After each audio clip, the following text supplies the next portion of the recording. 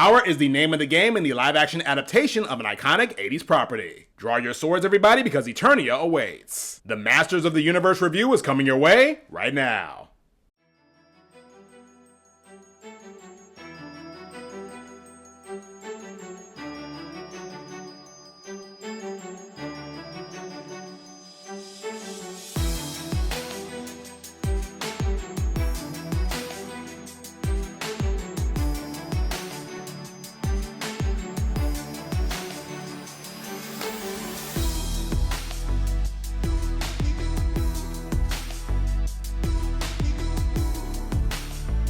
Greetings, everybody, and welcome to the latest edition of the Porter Report. My name is BJ Porter, and I hope everybody is having an amazing day today. For all of my returning viewers, it is wonderful to see you all again, and for all my first-timers out there, welcome, and we hope you enjoy everything that this video and channel has to offer. Summer movie season month 1 continues as we transition into the month of June. Things are going to be kicking into high gear from this point on because we pretty much have a movie coming out every week to look forward to. The first of this avalanche of content is the subject of today's Porter Report movie review. This segment allows me to express my thoughts and opinions about the movies that I see and enjoy, and those of you do as well. If you were a kid who grew up in the late 80s or early 90s, there were so many worlds and characters that defined that time of your life. While some had places like Cybertron or Thundera, some of us had another realm that we called our home away from home. That place being Castle Grayskull and the world of Eternia. Today, I'm giving you guys the official review for Masters of the Universe, directed by Travis Knight and starring Idris Elba, Alison Brie, Camila Mendes, Jared Leto, and as our sword-wielding protagonist He-Man, Nicholas Galitzine. Everyone has that one thing that defined their childhood when it came to playtime and imagination. For kids in the 80s and the 90s, it was a golden age to be sure.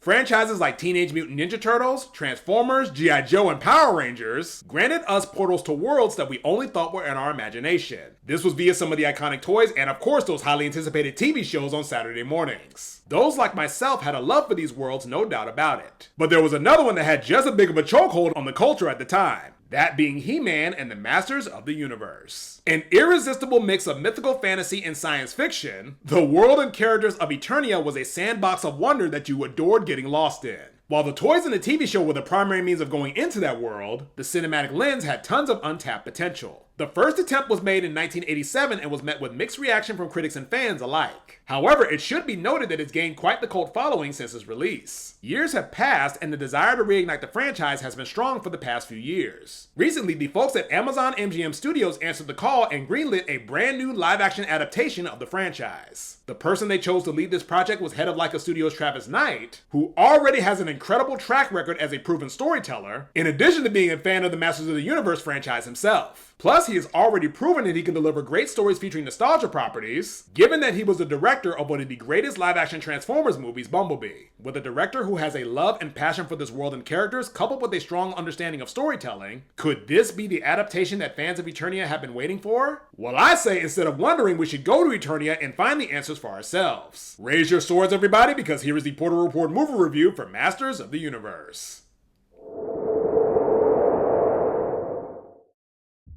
In our solitude and isolation, we often dream of places we wish we could escape to, especially if we reside somewhere that we believe we don't fit or belong in. This is the dilemma facing corporate worker Adam Glenn. All his life, he has had visions and dreams of a far-off place known to him as Eternia that feels more like home than his current one. The older he gets, the more of a desire he has to one day find his way there. But to his shock and surprise, Eternia actually finds him. After a series of strange creatures attack Earth looking to hunt the lost prince of Eternia, a mysterious warrior named Teela finds Adam and reveals a bombshell revelation. The dreams that Adam has been having are not dreams at all. They are long suppressed childhood memories of a previous life long forgotten, for it is Adam who is the long lost prince of Eternia. Sent away by his mother and father for his safety and protection to the planet Earth, a group of freedom fighters now seek his aid in their daunting campaign against a powerful mythical warlord known as Skeletor. Faced with the burden of leading a kingdom to salvation with doubts creeping in on whether or not he is capable of being what the land needs, Adam Glenn must face the trials before him and grab hold of his destiny to become the hero that Eternia has been waiting for. The long-awaited cinematic adaptation of the 80s toy line and media franchise, director Travis Knight transports audiences to the vibrant world of He-Man and Eternia in Masters of the Universe. Led by an elite cast and an undeniable sense of play and respect for the source material, the film looks to introduce a new generation to this iconic world and its unforgettable characters. After going on this adventure within the walls of Castle Grayskull, Masters of the Universe brings the world and characters to the playground, but the way they are played with is far from what you would call fun or enjoyable. The franchise has a vast world, a rich lore, and an iconic array of characters throughout.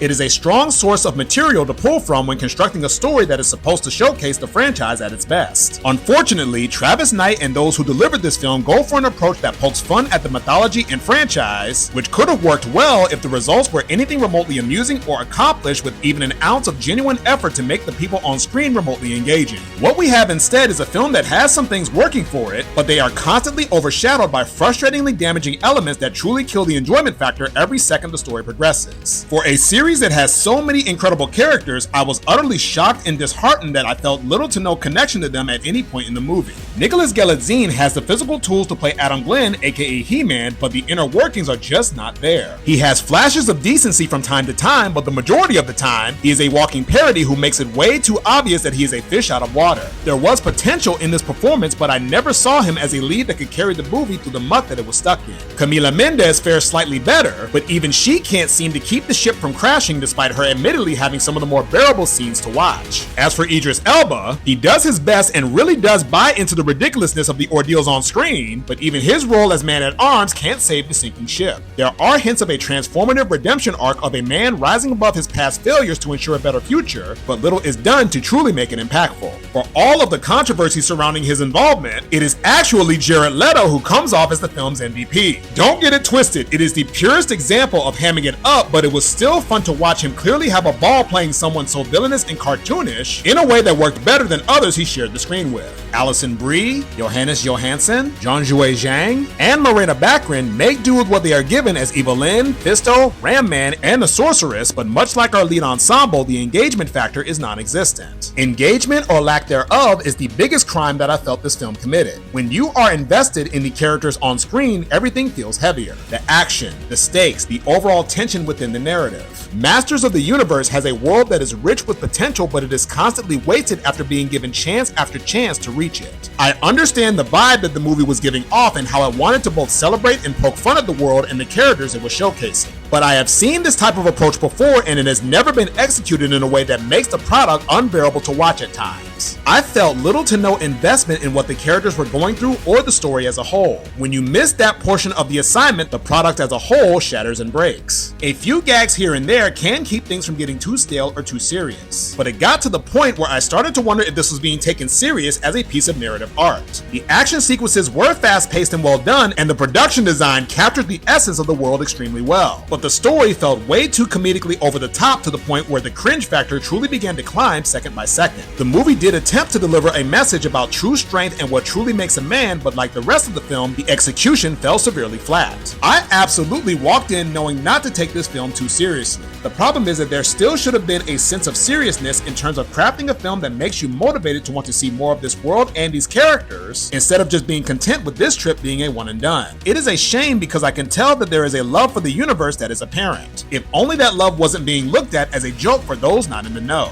All in all, Masters of the Universe lacks the power needed to truly be a worthy wielder of attention, engagement, or lasting impact. It has flair, it has flash, but it's hollow at the center and it relies too heavily on jokes at its own expense to the point of self-parody. I know that the universe can be seen as a goofy mismatch of multiple genres and fantasy elements, but there is too much potential to let what should have been a fun adventure devolve into an experience that feels so devoid of joy and wonder. For as powerful of a legacy this rich universe has, this cinematic endeavor lacks the impact to truly be worthy enough to wield the power that it claims to hold ownership of.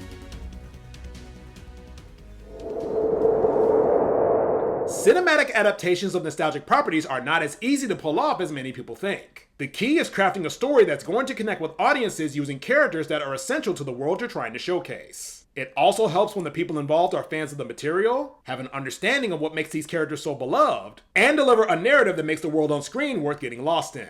In the past, I've seen films execute this exquisitely to the highest degree. I am sad to say, however, that we are not going to be able to put Masters of the Universe in that category. It hurts to say this, guys, but this film did not work for me at all. Don't get me wrong, the film brings these characters in this world to life in such vivid detail and with so much visual flair. But what good is the outside when the inside is completely hollow? A film like this with such a rich world and lore can make for a cinematic experience that's truly unforgettable. But if I'm not invested in the characters, there is nothing I'm going to be able to see on that screen that's going to make the experience worthwhile. I had no connection to the characters that I was watching, and for me, that is the biggest sin a film can commit. Character investment is the main thing that makes or breaks a film for me. So if that element is lacking, everything else falls apart. It doesn't matter how bombastic the action is or how pretty the visuals are. None of that means a doggone thing when you just simply don't care about what the characters are going through in the moment. It truly is a shame because there's actually some elements in this movie that actually do work, but they are overshadowed far too often by decisions that truly rob the film of any potential that it had. Believe me, I fully understand that this franchise was built on campiness and not taking itself too seriously. I just think more effort could have been made to make it campy and still worth the price of admission, instead of it being overly long, unfunny, and honestly just so wasteful in so many aspects. In the end, guys, Masters of the Universe may look like it has the power, but truthfully, it is not worthy enough to hold the mantle. I hate to say it, but this is really shaping up to be one of the biggest disappointments of not just the summer movie season, but of 2026 in general. On the bright side, however, this film could very well be the Masters of the Universe movie that some fans have been waiting for, and that is absolutely something to celebrate. Unfortunately for me, if this was supposed to get me motivated to invest in the franchise, I think it might be best to leave this toy in the box untouched for now. But as always, those are just my thoughts. So how about I hear from all of you guys? Sound off in the comments below your thoughts about Masters of the Universe, but be mindful of anything that could potentially be seen as a spoiler. The beauty of the summer movie season is if a film doesn't work for you, there's another one around the corner that could have the opposite effect. In terms of the nostalgia properties that are on the pipeline for Amazon MGM Studios, here's hoping their next attempt is a much more well-executed success. Please be a more well-executed success, please. I have waited so long for this and I really want and need this to be a hit. As always, keep it locked to the channel for more videos and reviews throughout the remainder of summer movie season 2026 and beyond.